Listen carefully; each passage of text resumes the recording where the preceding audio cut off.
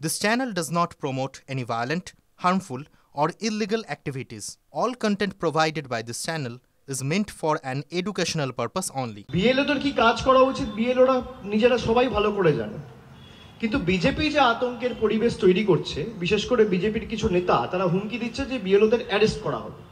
আমরা তার এগেনস্টে কমপ্লেনও করেছি। ইলেকশন কমিশন যদিও কোনো ব্যবস্থা নেয়নি, ইলেকশন কমিশনে তো গেরুয়াকরণ হয়ে গেছে। আমি সেই জন্যই ভারতের দেশের জাতীয় নির্বাচন কমিশনকে বিজেপির সহচরী সংস্থা বলি। বিজেপির ক্লোজ অ্যাসোসিয়েট, তারা বিজেপির কথায় অঙ্গুলি হেলনে চলে। তা না হলে আমরা যেই তথ্যগুলো দিচ্ছি তার কোনো সদুত্তর নেই, আমরা যে কমপ্লেনগুলো করছি তার বিরুদ্ধে কোনো ব্যবস্থা নেই। আর এসআইআর ঘোষণা হওয়ার পর বিজেপি নেতারা বলে দিচ্ছে এত নাম বাদ যাবে, এত বিএলওকে অ্যারেস্ট করা হবে, তার বিরুদ্ধে তো ব্যবস্থা নেওয়ার দায় দায়িত্ব ইলেকশন কমিশনের। আপনি কত বিধানসভায় 2002 ড্রাফট এবং ডিজিটাইজড একটাও ইলেকটরাল রোল পাবলিশ করতে পারেননি। সেখানে আপনি বলছেন 2002 ভোটার তালিকা বেঞ্চমার্ক ভারতবর্ষের স্বরাষ্ট্রমন্ত্রী ঠিক করবে।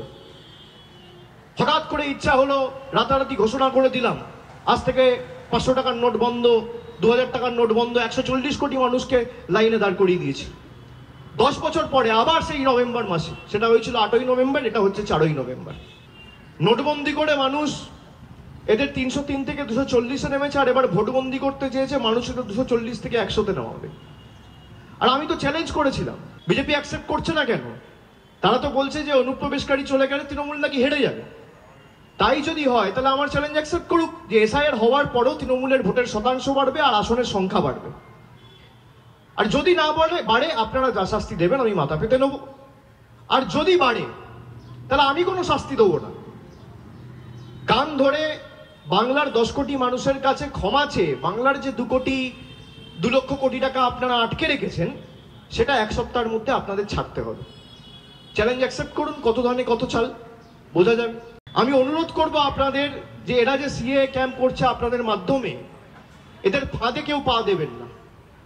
যদি কেউ সিএ ক্যাম্পে গিয়ে অ্যাপিল করেন, আসামের 12 লক্ষ হিন্দু বাঙালির মতো আপনাদের অবস্থা হবে। সবাইকে ডিটেনশন ক্যাম্পে নিয়ে গিয়ে ফেলবে। আর তৃণমূল থাকতে আপনাদের কারোর নাম বাদ যাবে না।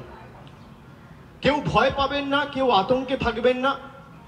আমাদের কর্মীরা রাস্তায় নেমেছে এবং প্রত্যেকটা বিধানসভায় সুনির্দিষ্ট ওয়ার রুমের ব্যবস্থা থাকবে। সুতরাং এদের ভয়ে বা আতঙ্কে কেউ পা দেবেন না।